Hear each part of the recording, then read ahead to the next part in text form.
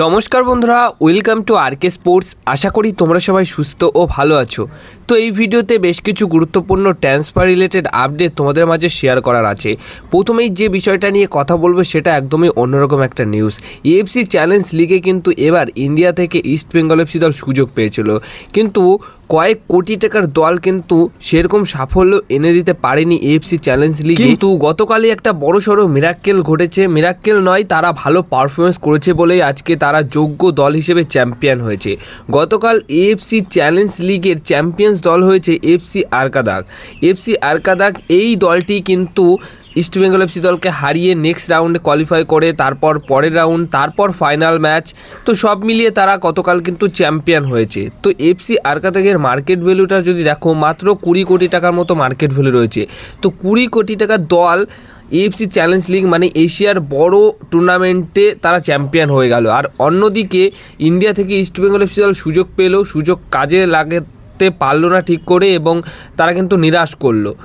তাদের market value কিন্তু অনেক, হ্যাঁ, যেখানে 20 কোটি টাকার দল যদি পারে এএফসি চ্যালেঞ্জ লিগে ভালো সাফল্য আনতে, সেখানে 40 থেকে 45 কোটি বা 35 থেকে 40 কোটি এরকম হাই বাজেটের টিম যদি না পারে, তাহলে তো অবশ্যই একটা নিরাশ হওয়ার ব্যাপার রয়েছে।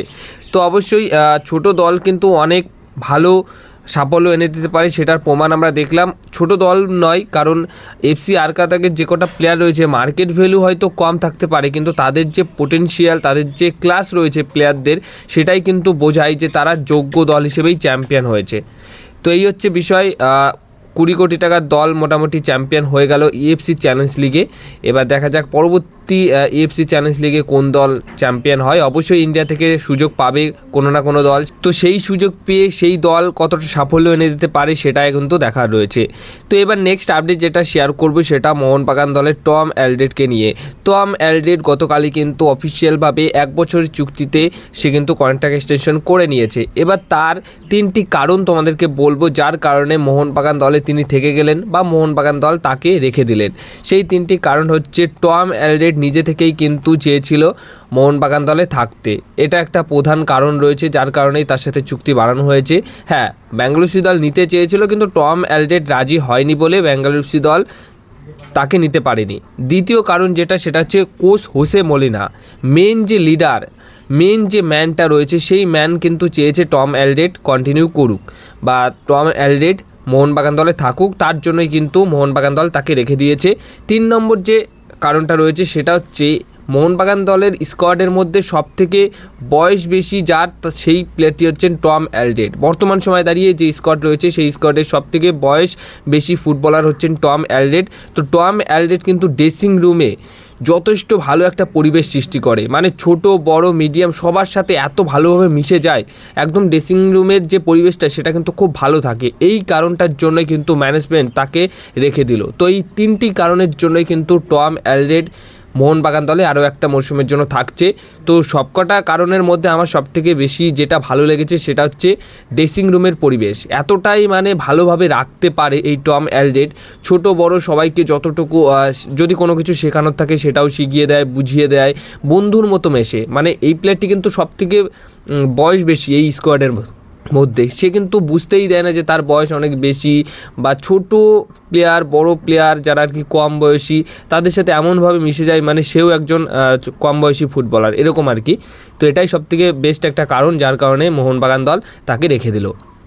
এবার যে বিষয়টা শেয়ার করব সেটা হচ্ছে, ডিফেন্স লাইন আপে মোটামুটি পুরো সেট হয়ে গেল। তো আর একটা সাইনিং হলেই কিন্তু 16 কোনা পূর্ণ হয়ে যাবে মোহনবাগান দলের ডিফেন্স লাইন আপে। সেটা কি, সেটা তোমাদেরকে অনেকদিন আগেই জানিয়েছি যে মোহনবাগান দলের একটা প্রাইমারি টার্গেট রয়েছে একটা ইন্ডিয়ান সেন্টার ব্যাক সই করানোর, আর সেই প্লেয়ারটি বর্তমান সময় দাঁড়িয়ে ইন্ডিয়ান স্কোয়াডের একজন সদস্য বা রয়েছে আর কি। তো সেই ইন্ডিয়ান প্লেয়ারটির ক্ষেত্রে নাম যেটা উঠে আসছিল মেহতাব সিং। তো মেহতাব সিংকে নেবার জন্য কিন্তু এখন তড়িঘড়িভাবে উঠে পড়ে লেগেছে মোহনবাগান দল, ভালো রকমভাবে কথাবার্তা বলছে।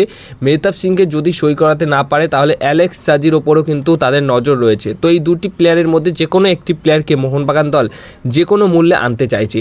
2টি প্লেয়ারের ক্ষেত্রেই কিন্তু একটা ট্রান্সফার ফির ব্যাপার রয়েছে।